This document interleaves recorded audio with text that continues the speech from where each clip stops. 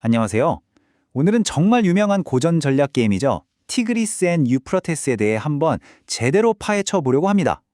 문명의 유람, 바로 그곳이 배경이에요. 자, 배경은 바로 고대 메소포타미아입니다. 여러분은 여기서 티그리스 강과 유프라테스 강 사이의 비옥한 땅에 정말 시간의 흐름 속에서도 굳건히 버틸 자신만의 왕조를 세워야 합니다. 그럼 본격적으로 시작해 볼까요? 이번 시간에는 먼저 게임의 배경이 되는 메소포타미아에 대해 알아볼 거고요. 그리고 왕국을 어떻게 건설하는지 그 기초부터 다져볼 겁니다. 그 다음엔 피할 수 없는 갈등, 즉 반란과 전쟁에 대해서도 이야기할 거고요. 제일 중요한 어떻게 하면 승리할 수 있는지 그 비법도 알려드릴게요. 마지막으로 배운 걸 바로 써먹을 수 있게 첫 라운드를 저랑 같이 한번 쭉 따라가 보겠습니다. 자, 첫 번째 파트입니다. 메소포타미아 문명의 요람. 이 게임은 말 그대로 문명이 막 시작되던 시기로 여러분을 데려다 놓습니다. 수많은 왕조들이 이 비옥한 땅을 차지하기 위해 정말 치열하게 싸우는 바로 그런 곳이죠. 자, 그럼 왕국을 어떻게 건설해야 할까요? 이 게임에서 문명을 건설하려면요, 4가지 핵심 분야를 잘 다뤄야 합니다.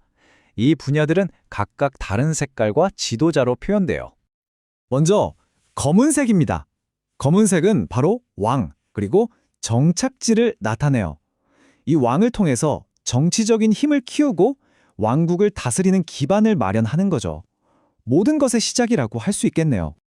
다음은 빨간색, 바로 사제입니다. 사제는 사원을 지어서 종교적인 영향력을 넓히는 역할을 하죠. 이 종교의 힘, 나중에 보시면 아시겠지만 갈등이 벌어졌을 때 정말 중요해집니다. 그리고 파란색은 농부입니다. 문명의 기본은 뭐니 해도 먹고 사는 문제 아니겠어요?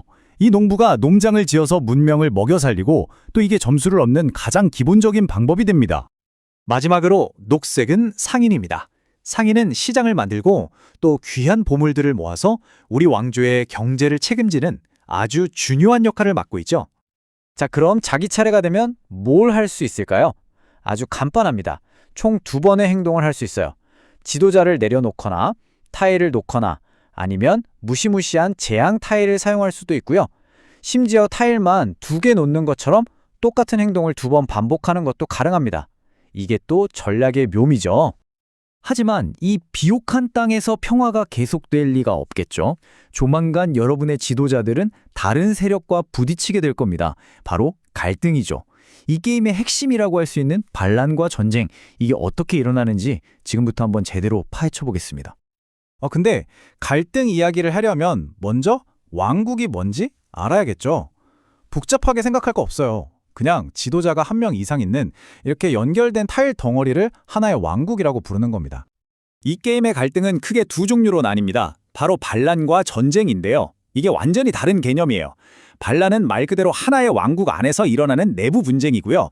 이때는 종교의 힘, 즉 사원의 힘으로 승패가 갈립니다. 반면에 전쟁은 2개의 다른 왕국이 하나로 합쳐질 때 터지는 외부 충돌이죠. 이건 규모도 훨씬 크고 해결 방식도 완전히 다릅니다. 자, 이 그림을 한번 보시죠. 이게 바로 반란이 일어나는 상황입니다. 지금 캐런이 자기 사제를 앤드류의 사제가 있는 왕국에 딱 내려놨죠? 이러면 반란이 시작되는 거예요. 캐런의 힘은 지금 보드 위에 있는 사원 하나에다가 손에서 추가로 낸 사원 3개를 더해서 결정됩니다. 그럼 전쟁은 어떨까요? 전쟁은 스케일이 훨씬 큽니다.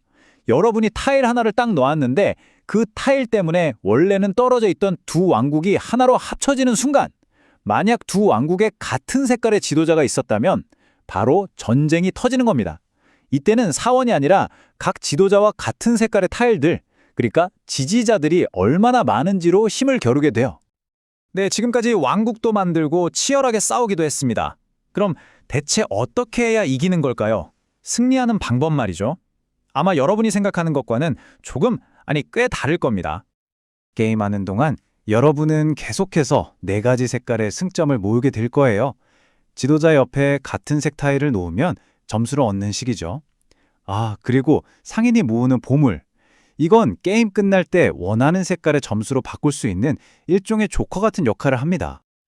자, 이제 이 게임의 가장 핵심적이고 독특한 규칙을 말씀드릴 시간입니다. 잘 들으세요. 여러분의 최종 점수는요, 여러분이 모은 점수 중에 가장 낮은 점수가 됩니다. 네, 다시 한번 말씀드릴게요.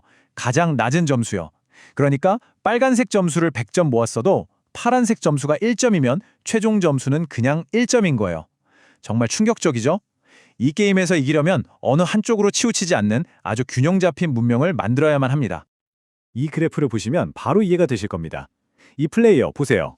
검은색 점수 12점, 빨간색은 무려 15점이나 얻었죠. 녹색도 10점이나 되고요. 하지만 파란색 점수가 7점이네요. 그럼 이 플레이어의 최종 점수는 몇 점일까요? 네, 맞습니다. 바로 7점입니다. 이게 이 게임의 전부라고 할 수 있어요. 자, 그럼 지금까지 배운 규칙들이 실제 게임에서는 어떻게 적용되는지 첫 라운드를 예시로 한번 같이 따라가 보면서 감을 잡아보도록 하죠. 자, 앤드류가 지도자 2명을 내려놓으면서 2개의 왕국을 만들며 게임을 시작하네요. 이어서 바바라가 그중 한 왕국에 자기 농부를 놓고 바로 옆에 농장 타일을 붙입니다. 이러면 바로 파란색 점수 1점을 얻게 되죠. 다음은 데이비드 차례에 왕을 하나 놓고 이어서 사원 타일을 놓습니다. 그런데 지금 이 왕국에는 빨간색 사제가 없죠. 이럴 때 아주 중요한 규칙이 있습니다. 바로 왕이 대신 그 점수를 가져갈 수 있다는 거예요. 그래서 데이비드는 빨간색 점수 1점을 얻습니다. 와, 그리고 여기서 바로 첫 라운드부터 아주 공격적인 수가 나옵니다. 캐런이 반란을 일으키네요. 손에 있던 사원 타일 3개를 추가로 내면서 가볍게 승리하고 앤드류의 사제를 보드에서 치워버립니다. 그러면서 자기는 빨간색 점수 1점을 챙겨가고요. 정말 첫 턴부터 치열하죠? 결국 이 게임은 우리에게 이런 질문을 던집니다. 승리하기 위해 당신은 한 분야의 전문가가 될 것인가? 아니면 모든 분야에 능통한 팔방미인이 될 것인가? 기억하세요.